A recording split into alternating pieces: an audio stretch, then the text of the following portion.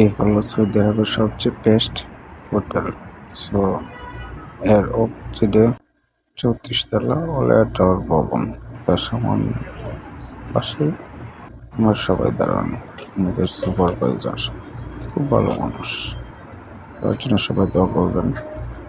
আমরা এই জায়গার মাঝে একসাথে গাড়ি আসলো, ডিউটি শেষ হলো, গাড়ি আসলো, আমরা গাড়িতে উঠলাম, রওনা দিলাম জেলার উদ্দেশ্যে।